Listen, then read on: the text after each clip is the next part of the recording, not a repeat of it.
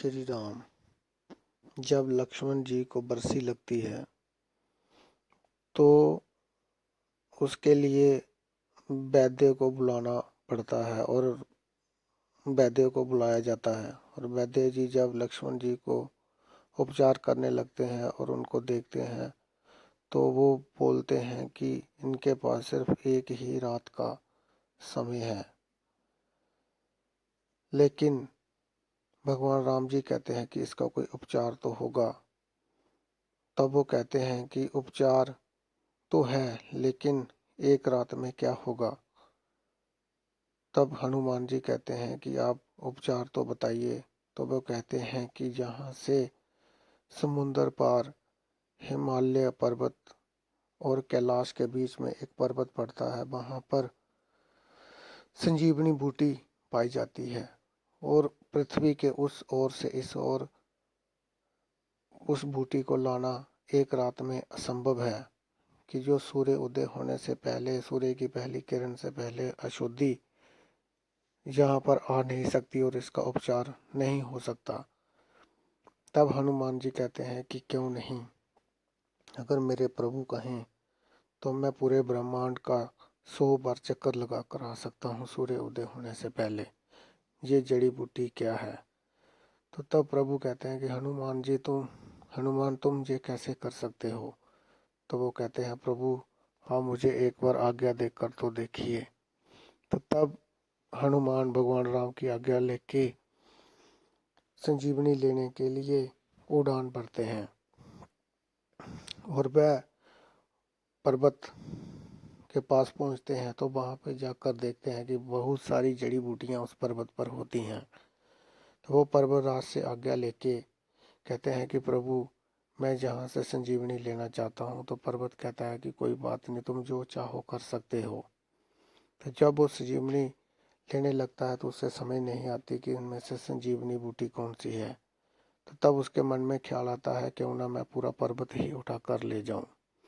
जब हनुमान ने पूरे का पूरा पर्वत ही अपने हाथ पर उठा लिया और लेकर आने लगे। तब रास्ते में जब वो आ रहे होते हैं तो अयोध्या के ऊपर से निकलने लगे तो नीचे अयोध्या के सैनिकों ने जब देखा तो वह हैरान रह गए और भरत के पास गए और कहने लगे कि हमारे राज्य के ऊपर कोई संकट मंडराने वाला है। कोई राक्षस पूरा का पूरा पर्वत ही उठाकर लेके जा रहा है। तब भरत जी ने जब देखा तो उन्होंने अपने तीर चलाया और हनुमान जी को लगा और वह पर्वत और हनुमान दोनों जमीन पर गिर पड़े और हनुमान के मुख से एक ही आवाज निकल रही थी, श्री राम। जब भरत जी ने सुना कि ये कोई राम भक्त है तो राम वो कहने लगे मेरे से बहुत बड़ी भूल हो गई, गलती हो गई। तब उन्होंने हनुमान जी को मूर्छित अवस्था से जगाया और पूछा कि तुम कौन हो। तो तब उसने बताया कि मैं भगवान राम की आज्ञा से संजीवनी बूटी लेने आया हूँ और मैं लक्ष्मण जी को बरसी लगी हुई है जो कि लंका के साथ रावण और मेघनाथ के साथ युद्ध चल रहा है और राम और लक्ष्मण जी मूर्छित हो गए हैं। उनके उपचार के लिए संजीवनी बूटी की आवश्यकता थी जो मैं लेके जा रहा हूँ। तब भरत जी को पता चलता है और भरत जी बहुत पछताते हैं और उनको बोलते हैं कि तुम जल्दी से जल्दी जाओ और समय नष्ट मत करो। तब हनुमान जी फिर से पर्वत उठाकर वापिस आते हैं और जैसे ही उनको आता देख सारे के सारे खुश हो जाते हैं। तब वैद्य जी संजीवनी बूटी को प्रणाम करके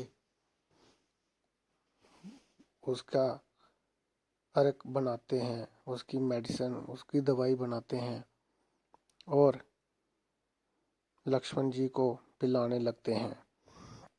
जब लक्ष्मण जी को संजीवनी का सेवन करवाते हैं, पिलाते हैं और देखते ही देखते लक्ष्मण जी मूर्छित अवस्था से ठीक हो जाते हैं और वो अचानक खड़े होकर कहते हैं कि कहाँ गया मेघनाथ, कहाँ है मेरे तीर कमान, यहाँ पे मैं कैसे आ गया। और फिर मेघनाथ और लक्ष्मण के बीच में फिर से युद्ध होता है। तब भगवान श्री राम खुश होते हैं और हनुमान को अपने गले से लगा लेते हैं। जय श्री राम।